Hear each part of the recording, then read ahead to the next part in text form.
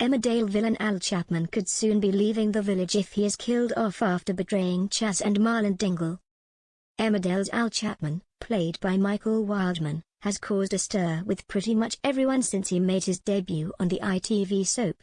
However, lately, the villain seems to be at war with the entire Dingle family. Al and Cain Dingle, Jeff Hordley, have never seen eye to eye, but things were made worse when Cain blamed Al's son Ellis Chapman, Aaron Anthony, for his son Kyle Winchester, Huey Quinn, ending up in hospital.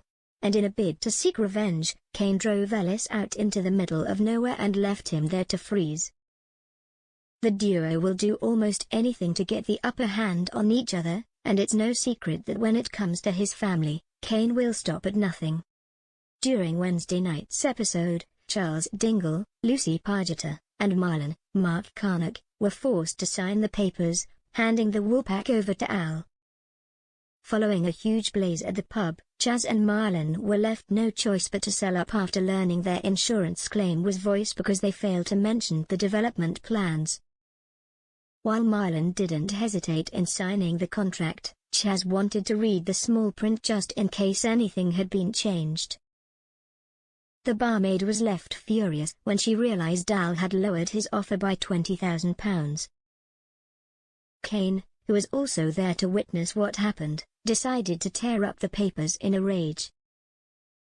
"Let's just get it over with," Al told Chas and Marlon. "Move on." "You're really enjoying this, aren't you?" Chas asked as Al replied, "I'm a realist. You're getting nothing from the insurance now, I am the only hope you've got." "Which is exactly the way you wanted it," Marlon raged before Al said, "It's just the way it is. Once you have had time to think, you'll see it's best for all of us." After Marlon signed the papers, Chas said, "Just need to check there are no more surprises." "I am not signing that, you've dropped the price by £20,000.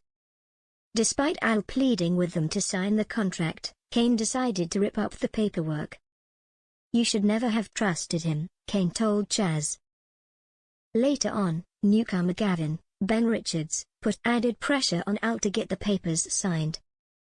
He made it clear to the businessman that it wouldn't end well for him if he didn't. "You were supposed to bring my contract," Gavin told him as Al explained it wasn't signed yet. "Wrong answer," the newcomer replied.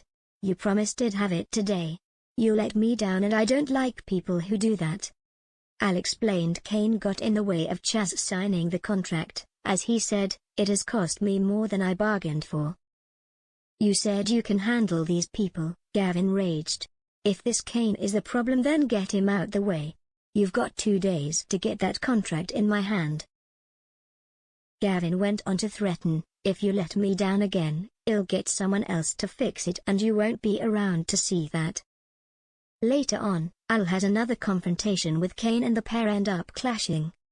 "You stay out of my business," he threatened the mechanic, "or I'll make sure you regret it." "He's all mouth," Cain hit back before Al told him to stay out of his way. Mackenzie, Lawrence Robb, who witnessed the row, went on to chip in, "We both owe him one." "What did you have in mind?" Cain asked. The episode concluded with a hooded person cutting the brakes on Al's car.